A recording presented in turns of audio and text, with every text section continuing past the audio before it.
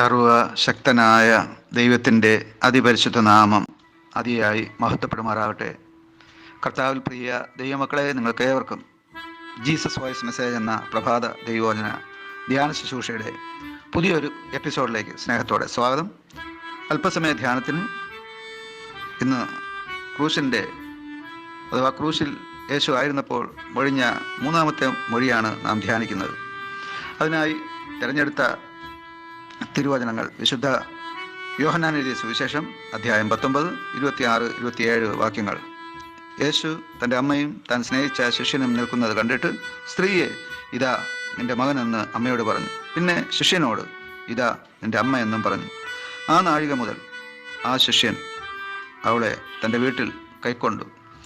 കർത്താവിൽ പ്രിയരെ, നാം വായിച്ചു കേട്ട വിശുദ്ധ യോഹന്നാൻ എഴുതിയ സുവിശേഷം 19 അധ്യായം 26, 27 വാക്യങ്ങളിൽ ക്രൂശിൽ കിടന്നുകൊണ്ട് യേശു നഷ്ടപ്പെടുന്ന രണ്ട് വ്യക്തിത്വങ്ങൾക്ക്, അഥവാ വേർപാട് ദുഃഖം അനുഭവിക്കുന്ന രണ്ട് വ്യക്തിത്വങ്ങൾക്ക് ആ വേർപാടിൻ്റെ വിടവ് മാറ്റിക്കൊടുക്കുകയാണ്.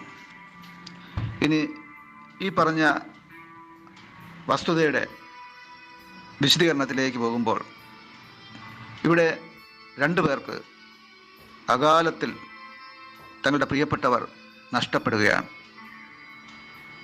ഒന്ന്, മറിയയ്ക്ക് 33.5 വയസ്സ് മാത്രം പ്രായമുള്ള തൻ്റെ ആദ്യജാതനായ മകൻ നഷ്ടപ്പെടുന്നു.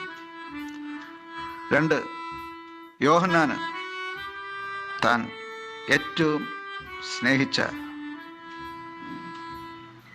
അരുമനാഥനായ ഗുരുനാഥൻ നഷ്ടപ്പെടുന്നു.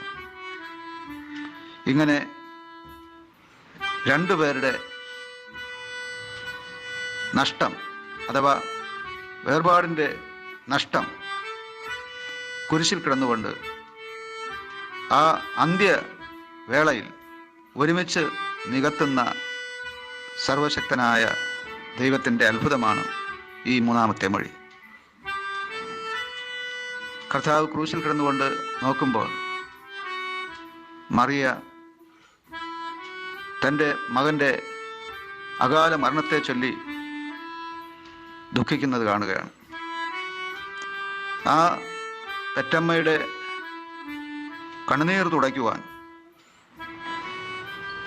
താൻ ഈ ലോകത്തിലായിരുന്നപ്പോൾ അമ്മയ്ക്ക് എങ്ങനെയായിരുന്നു, അതിലുപരിയായ ഒരു മകനെ വേണമെന്ന ചിന്ത യേശുവിൻ്റെ മനസ്സിൽ ഉദിച്ചു. യേശുവിനറിയാം,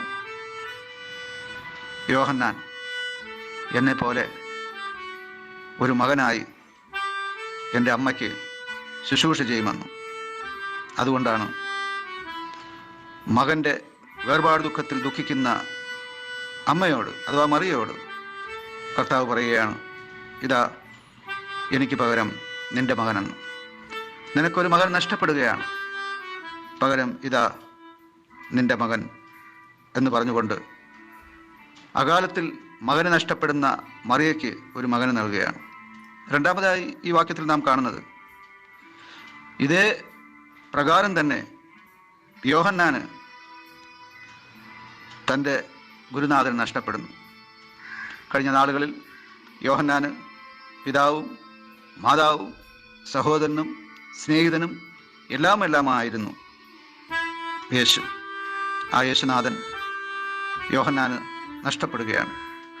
ആ വേർപാട് ദുഃഖത്തിലായിരിക്കുന്ന യോഹന്നാനെ നോക്കിക്കൊണ്ട് യേശു പറയുകയാണ്, ഇതാ നിനക്ക് ഒരമ്മയെ സമ്മാനിക്കുകയാണ്, ഇതാ നിന്റെ അമ്മ എന്ന് പറഞ്ഞുകൊണ്ട് എന്നിൽ നിന്നും നിനക്ക് കിട്ടിയ ഒരമ്മയുടെ കരുതലും സ്നേഹവും എല്ലാം ഇന്നു മുതൽ ഈ അമ്മയിൽ നിന്ന്, അഥവാ എൻ്റെ അമ്മയിൽ നിന്ന് നിനക്ക് കിട്ടുമെന്ന് പറയുകയാണ്. ഇങ്ങനെ അകാലത്തിൽ വേർപാട് ദുഃഖത്തിലായിരുന്ന മറിയയ്ക്ക് ഒരു മകനും, അകാലത്തിൽ എല്ലാമായിരുന്ന യേശു നഷ്ടപ്പെട്ട യോഹന്നാന് ഒരമ്മയും സമ്മാനിച്ചുകൊണ്ട് കർത്താവ് ഒരു വലിയ വിടവ് നികത്തുകയാണ്. ആമേൻ, ആമേൻ.